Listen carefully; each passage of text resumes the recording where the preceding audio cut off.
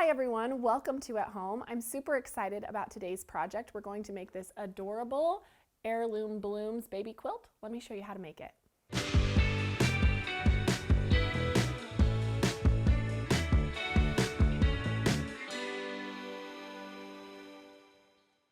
Today's project is so quick and easy, but I love it so much. I think it's just so sweet and perfect for a little baby girl or even for a springtime tabletop. Your choice, and you can make this bigger once I show you how it's done. It's really, really simple. So to make the size that you see behind me, you are going to need 1/4 yard for your center fabric and then 5/8 of a yard for the other 3 fabrics that you're using. You're also going to need the Missouri Star half hexagon template, a nice sharp rotary cutter, and let's get started. So all of these fabrics that I chose for this project are those beautiful prints from Tilda, her Creating Memories line, and I think the tiny florals really add to the perfect little kind of vintage vibe of this project, which is what I was going for. And so from each of those, to start with, you're going to take your fabric and we are going to cut it into 5-inch strips. So I have some here.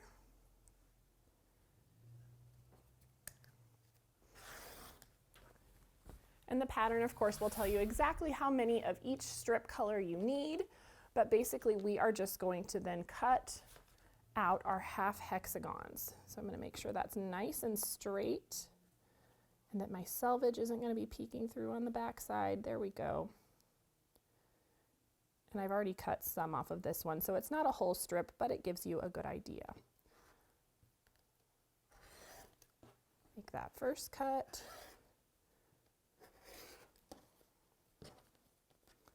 And trim, trim, trim. There we go. I'm just going to stack it up, and then you can open this up, and I can get at least one more out of this. Cut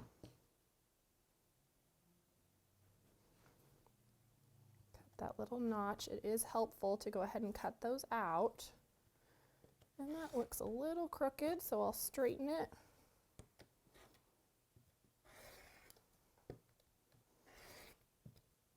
There we go. And so you're just going to continue by cutting out all of your half hexagons. And then the magic in this quilt is really all in the layout. So let's go ahead. Now that I have a stack of each of my fabrics, you can see here's my pink, this sweet little floral here, this one here, and the orange for my middle. Let's go ahead and pull this down, and we're going to use this design wall to talk about the layout. So since the layout is really the magic of this project, I have our Missouri Star design wall here behind me, but just a reminder, you can lay this out on your floor, your sewing table, whatever you need. The trick is just really that you need to lay this out first. This is flannel, so even if you have some scrap flannel, you could pin that up on the wall and it would hold your blocks for you as well. And so we're gonna start with our orange half hexies, since that's what I've selected for the center. And I'm just going to place these on the design wall to indicate the center of my little bloom. And then from there, I know that the pink is going to surround all the way around that middle. And so I'm going to go ahead and start building out. There we go. So we'll have one here and one here.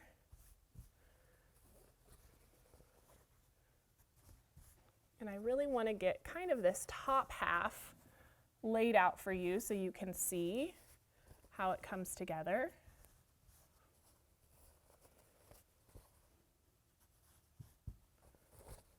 Here we go.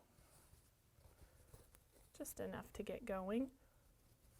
Ooh, here's a good little call out that I'm just noticing. One side of these, they look really similar, but one side has white dots and the other has a red dot because it's actually the reverse side. So I'm going to fix that real quick.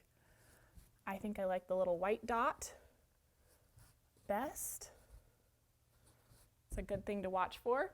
And so then up next, I'm going to come in with these cute florals, and those are going to go here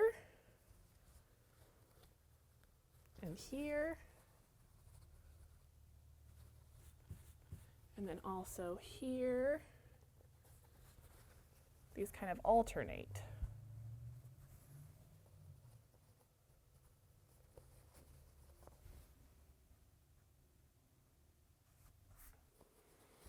All right. There's this. And of course, this little one's going to go here. And then our last print is this one here. And so let's add that.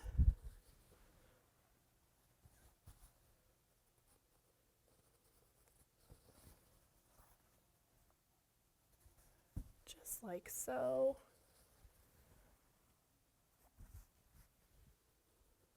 And I just think this is so fun once it really starts to take shape. We'll add one more over here. And you can see how we will just repeat this layout so that it continues on the bottom side and completes our flower. The other thing that's really fun is once you understand this, you can keep adding and make this as large as you want. So the possibilities are really endless. I think this would be the most fun if you made like a big picnic size. Can you just imagine sitting on this big flower? How cute would that be? So now let's talk about sewing these together, because our rows, as you can see, are now kind of different sizes. So I'm going to go ahead and slide this one up first, and we'll work on this little row of 3 here. So I like to just stack it just like that, and we'll take it to the sewing machine. So if you've never worked with half hexies before, we have our little stack here, and we want them to end up lining up like this. So when we sew them, we're actually going to fold it back, and this little notch that we cut out is going to line up perfectly with the notch there, and you can see how we'll have a little bit of overhang at both the top and bottom. That's what you're looking for. That's going to give you a nice clean seam, and it's going to sew beautifully. And so let's go ahead and sew our 1/4 inch seam just like normal.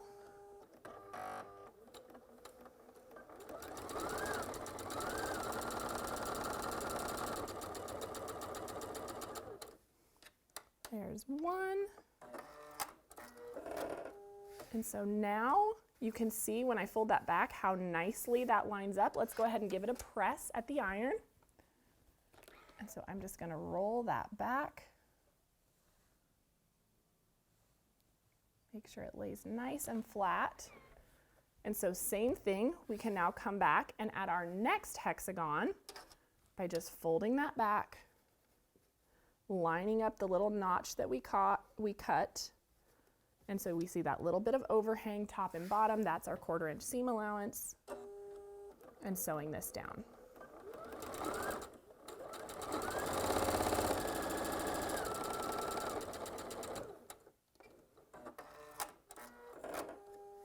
All right, now I'll press that as well.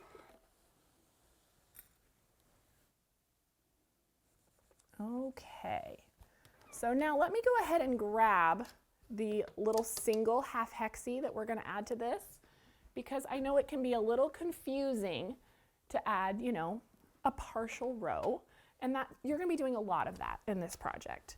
And so you can see here, we're going to just kind of float this on top of this block and fold it back. And you should have about a 1/4 inch of overhang on both sides. And we are just going to go ahead and find that starting place with our needle.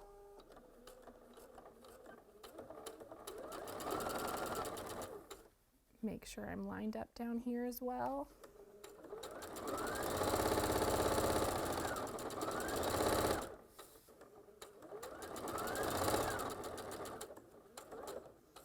And in this case, just because I do back stitch, just because I want to make sure that I've locked those seams in when I go to quilt this or trim it later. And then now you can see we're just going to roll that back. We take it over here to the iron, and we'll just go ahead and roll that back. And it looks great. Let me bring it over here to make sure you guys can see exactly how this turns out. So once this is pressed, you have this 1/4 inch of overhang on both sides. And that's going to be absolutely fine, because once this is quilted and trimmed, when we go to sew on our binding, it's going to cover that. That's going to get lost in the seam. And so that's exactly what you're looking for. Every single juncture, once you keep adding this, is going to look exactly like that. So if you see that, you're doing it correctly. You're not making any mistakes. And so then the only other trick to this quilt is we did use a bias binding, so we can make all of these little curves in and out beautifully to make our way all the way around, and you'll need 5/8 of a yard in order to bind that. And then we added this little floral to the back and quilted it with dollop. I think it turned out super cute, and it's about 40 inches square, all finished. So I hope you guys enjoyed this tutorial on heirloom blooms, and I'll see you next time on At Home. Hey everyone, thank you so much for watching At Home. We're so excited to be almost 1 million quilters strong here at Missouri Star. And so if you haven't already joined our family, be sure to subscribe and hit that notification bell so you can be notified of all of our future tutorials, and we'll see you soon.